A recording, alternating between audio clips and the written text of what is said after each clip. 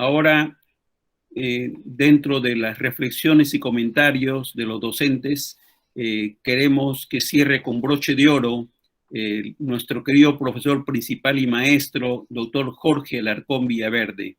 El profesor Jorge es también coetano, huancabelicano, como nuestro maestro Carlos Bustíos. Tiene la palabra, profesor Jorge Alarcón. Bien, buenas noches con todos y muchas gracias por la oportunidad. En primer lugar, quiero saludar al doctor Bustíos y a los coautores por este esfuerzo de sistematización y de relatarnos en forma tan prolija una experiencia muy importante para la historia sanitaria del país. Yo quisiera, a través de esta intervención, invitar a leer el libro, como lo recomienda Nietzsche, leerlo lentamente, con lápiz en mano, porque entre líneas hay mucho mensaje que recoger. Voy a tratar de recoger algunas de estos mensajes que me parecen sumamente importantes. En el prólogo del libro se traza un objetivo que es básicamente dar a conocer esta propuesta, ¿no? que se dio como un proyecto, ¿no? Porque al parecer muchos de sus postulados se mantienen vigentes. Ese objetivo se cumple ampliamente en este libro. Pero el autor va más allá y nos da cuenta del origen, la motivación de la propuesta y la sitúa en un contexto histórico muy particular y nos relata con prolijidad los avances, los retrocesos, las incongruencias y, por qué no decirlo, las contradicciones que hay detrás de todo este proceso. También nos da cuenta de algo interesante, que es el perfil de los intelectuales que impulsaron, no solamente de la forma que proponen sus ideas, sino sus filiaciones políticas y su posición social. Y entonces deja entrever a través de este análisis qué fuerzas subyacentes finalmente inclinaron la balanza, tal como la han descrito la mayoría de los que han participado, hacia un lado desde el inicio de la propuesta. Lo cierto, y esto se deduce de lo que relata el libro, es que el gobierno, llamado revolucionario, nunca tuvo la intención de avanzar hacia una real reforma del sistema de salud, como no tuvo la intención de profundizar las transformaciones económicas y sociales anunciadas en su programa ideológico y en su discurso político. Y esto se ve claramente en una cita del texto, cuando cita el mensaje del CAEN, porque del CAEN sale toda esta élite militar que pretende hacer una revolución en el país, una revolución nacionalista. ¿Y qué dice esta cita del CAEN en el texto? Dice, es urgente realizar reformas sociales para evitar el desquiciamiento institucional, la lucha de clases y el desarrollo político autónomo de las clases populares. O sea, claramente ahí se ve cuál es la intención de todo este proceso. Por lo tanto, si uno analiza de esa forma el texto, surgen una serie de preguntas claras y cruciales que los autores o el autor, ¿no?, hace para tratar de entender el trasfondo de lo que sucedió en este proyecto de reforma. Por ejemplo, ¿por qué esperaron tanto tiempo para poner en la agenda la reforma de salud, casi al final del primer quinquenio? ¿Por qué crear una comisión de intelectuales no orgánicos? ¿Por qué se tuvo una actitud poco crítica frente a las propuestas de los organismos internacionales a las cuales se refirió el doctor Tejada?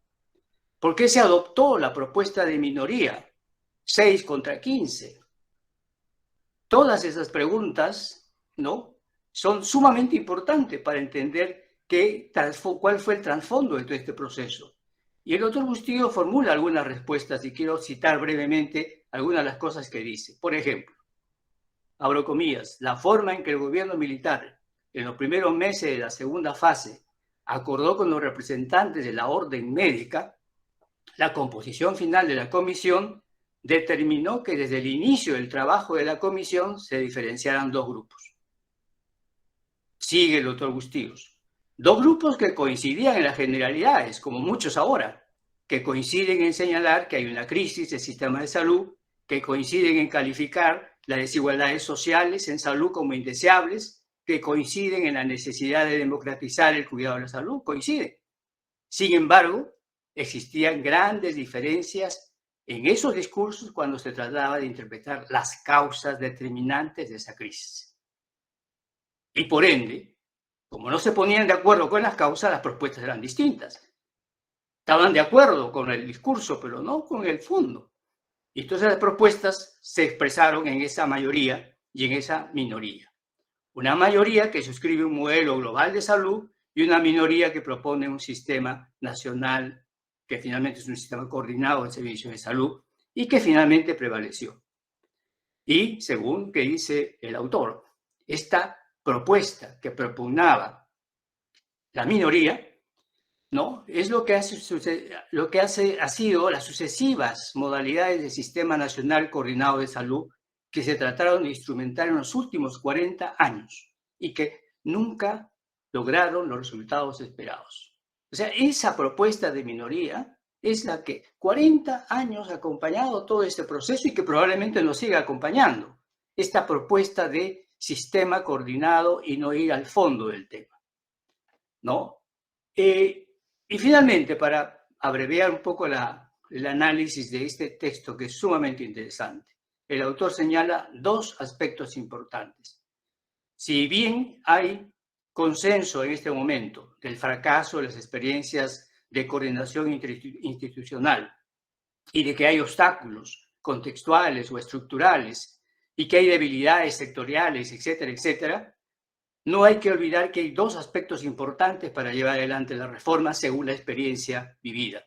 La primera, que toda propuesta de reforma del sistema de salud sustentada de manera auténtica, estoy citando, en el derecho universal a la salud, solo dejará de ser una utopía cuando pueda formar parte de los esfuerzos de una sociedad solidaria, ideal, que consciente de sí misma conduzca su propia transformación para adquirir los rasgos esenciales que le otorgarán la identidad deseada. Y segundo, para iniciar ese diseño y especialmente este tipo de operación del nuevo sistema de salud, es indispensable que nuestro país se encuentre en una nueva situación histórica, en la cual todos los actores sociales entiendan que la realización progresiva del derecho al cuidado de la salud es un proceso social complejo.